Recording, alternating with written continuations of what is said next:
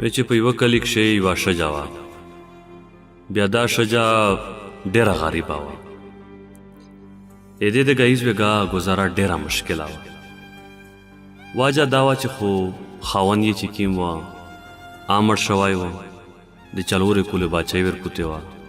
د دې چې کیم زوړ پلور و هغه د دې سره پنډېدي. دا په کومه معامله شي چې پنډېدل دا هم پکریا وه.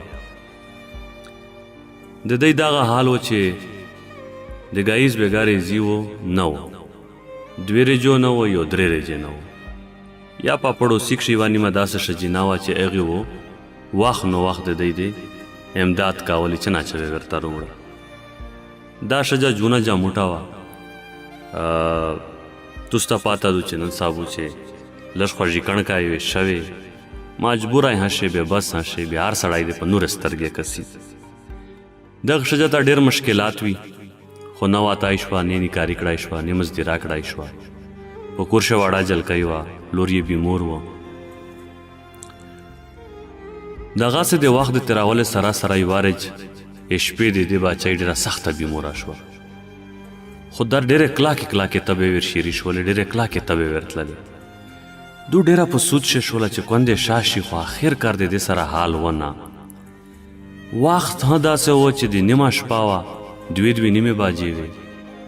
او نشتي وه، په کور شریپۍ هم نه وې، نه په کور شه داسې زاریا وه چې دې سره نه ټلیفون و نه موبایل و چې د چا سره یې رابطه کړې وه. بهرحال دې د آخر کار دا فیصله وکړه چې زه الله تعالی ته مخ وړاو په دا ها چې کستی پوتې کېدا ها که بیا مړې دا ها په زړه کښې مې چې غام نه وي. دې دې کښلی مازدور اوداس وکړلي، مثالې ورته ړانګه کړله، په ناپلینه باندې شیري وکړله. 2 رکعته ناپلینا کو، و جلګۍ ته کاپړه لامدا کو، په چنډه یې ورکښېږدي. بیا 2 رکعته ناپلینا کو، بیا چې سالوم وړوي بیا هغه پاټۍ ور بدله کو. دغه سلسله راونهدو چې د شپې 3 نیمې باجې شولې، خو نه د جلکۍ نه تبه کمیږي او نه چې داسې دې ته دې لیدلې چې داسې د امید چې رڼایي رودریمي چې دو وویایي چې یاره. بهرحال دې بیا فیصله وکړه چې ناهمات ناراو که دو پوتې کېدا که مړېده. دې تبه ډېره سخته وای جلکۍ. شپې و بلکل دره تبه ورغله چې دا سیود ورسره درېدله. دې دا ناپلینه شیري دي او دا جلکۍ ته د پاټۍ ور بدلاوي. په دا ټیم چې د ورچانې وار وټاکي دي. دو خو ډېره وډارېدله چې دا چوک دي دا ټیم چې وار ټاکوي. خو بهرحال یې ماتې یې وکړلي، د روزه ته سوکال وړله، پوښتنه یې وکړه چې څوک یې. هغې نه یو سړی و ورته وویل چې زه یم، وار خلوص که. دې ورته چې ته څوک یې؟ ده ورته و چې زه یو ډاکټر یم. توسې په کور شه باچۍ بې مرادو؟ دې ورته چې بلکل بې مرادو. وی چې بیا وار خلوصوه. تو ډېره په سوچ شه شوله چې کاژیا مانه کېنه دا څرنګې کیسه ده، دا ته خو مش ټلیفون دی کړی، نم باللی دی.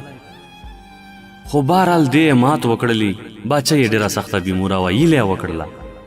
وریکې دروازه خلوصه کړه چې سړی یې وکتلي. سړی د رنګ راویښ نه، داسې خوږې کڼکی سړی و. دې هم وار ورته خلوص کړلي. ډاکټر ورته و چې باچۍ چېر شې ځو؟ دې ورته چې لاره په بارنډه شېږینې. ډاکټر زر کې لوړلي، ویې کتله، تبه یې ډېره زیوته وه، څه ستنې ګولۍ یې سره ویر کړلې. بهرحال ډاکټر ورته وویل چې باچۍ وایي انشاءالله ګهیځه پره شا شي، 7 بجې کامه شي. دوايي چې ستنې مې ویر کړلې او دا په کاغذ دوايي چې کولاژه چې ورته ریوري. دې ورته وویل چې د مش سره په کور شه دره بانده نشته ده چې د دوايي روري. ډاکټر ورته چې چلو خیر دی صابو ګهیځې ورته رورئ، خو بهرحال چې دې نه تبه کمه شي. بهرحال مو ته فیس ورکوئ، زه ستدریمو. دو ډېره خفه شوله دا ښځه. ښځې ورته وویل چې ډاکټر صاحب یمیش په کور شه د ګهیځ بېګا ریزي هم نشته دی، ته خو د پیسې خبره کړې، فیس چېر شه شته د میش سره؟ ډاکټر دې ډېر حیرون شولي. ډاکټر ورته و چې بیا په مو دره شپارو تېره کړله، په ټلیفون دې پوسه ټلیفون، په ټلیفون دې پوسه ټلیفون. دې ورته چې میش خو نه در کړی ټلیفون، د مو سره خو نه په کور شه موبایل شته دی، زه خو نه تو پېژانه. ډاکټر ډېر په سوچ شه شولي. ډاکټر ورته و چې ساړه د دغه جوی نه مو ته ټلیفون روغلی دی، دا د شمشاد کور دغه دی دې د ښځې ورته وویل چې د شمشاد کور دا نه دی د میش سره داسې دویم دریم کور یې دی مخشې د میش پړوسي دی ته ورته چې بیا موته خو د دغه نه ټلیفون راغلی دی او موته یې ویلي دي چې باچۍ ډېره سخته بیمورادو بهرحال ده وویل چې ودارېږه زوی خپل د دغه معلومات وکړه دا یې د ووتلي لس 15 منټه نه بعد بیا واپس راګوټ شولي خو ډېر په افسوس سره راناتلي بهر د جلکۍ سره په بل کاټ کښېناستلي د ښځې نه یې پوښتنه وکړله چې د تو خاوند دی ورته چې خاوند مې نشته دی ورته چې دا په کاټ چوک پروت دی ورته چې دا مې پلور دی دا هم بیمور دی ډاکټر ډېر په سوچ شو ډېر په سوچ شه دی ډاکټر چې دا څه وشول دا څرنګه کیسه ده بهرحال ډاکټر ورته وویل چې الله خیر کو ته ګبراوېږه ما ته د مو د خور په قسم یې دا پارچه روکه مو ته چې زه د داوایي روړم ډاکټر د دوی په نظر کې لوړلي داوایي یې هروړله ورته او په کور کښې یې چې چوره راشن و دی ورته روړلي ښځه ډېره حیرونه شوله ډېره بس پریشانه دو چې دا ډاکټر دی نه تا نه اچانک څرنګې بهرحال ډاکټر ورته وویل چې دغه سامان مې راوړی دی و پلور ته هم اړی ورکه جلکۍ ته هڅه شی ورکه خپل هڅه وخوره او دا داوایي مې هروړي دغه جلکۍ ته یې ورکه زه فلحال دریم خو ته د مو د خور په قسم یې چې چټم هتو ته مسله وي انشاءالله دو صابو بلر جو موبایل هتو ستا روره چې تاسې مو سره رابطه کړی شئ او د مو خپله تنخوا 50,000 تنخوا ده دا 50,000 تنخوا زه انشاءالله نیمه د تاسې سره نیمه او 25,000 تاسو ته درکوم او 25,000 زه خپل بچون ته ږدم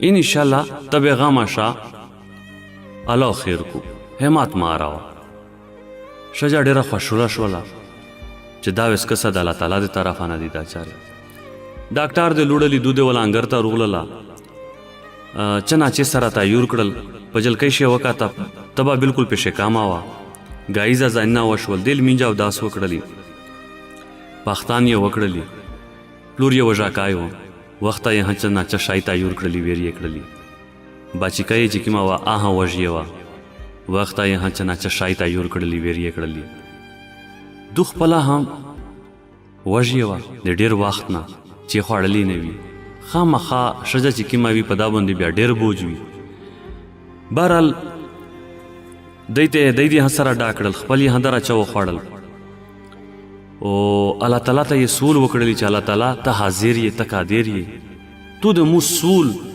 په دره زر وخت شي قابل کړلی په دره نیمه شپه باندې تو مو ته یو داسې انسان راولاږلی چې زه ویایم چې هغه فرشته دو زه ویایم چې هغه فرشته دو خو تو انساني شکل کښې مو ته راولاږلی یا الله پاک زه د تو په لاکینه اوره شکر ووس یمو د خبرې مقصد دلته دا دی د خبره مې په دا کیسه پورې وکړله چې میش توس د خپلې پړوسیو خو نه نامینه پېژني نه د دوی د بیمارونو پوښتنه کي نه ګایز وګا د دوی د ریزي پوښتنه کي مو خپلې دروازې باندې تو خپلې باندې د تو خپله ګزاره شي د مو خپله کېږي که چیرې میشه د خپلې پړوسیو پوښتنه کوله دوی دې په غم شم جای نه غم جناول د دوی په خوښي شم جای نه خوشحالول زه ویایم چې په دا نه غټه د خوښۍ خبره بله نشته دی خو افسوس صرف په دا خبره روشي چې میش تو صرف د خپلو پړوسیو نه سرې شینډې تورې سترګې وژدې زلفې او په دا پسې لاګیایي داره په ټکري شي نغښت یې ښځه کښې هم میژه داره جوی غوړي چې د دې سترګې زه ووینم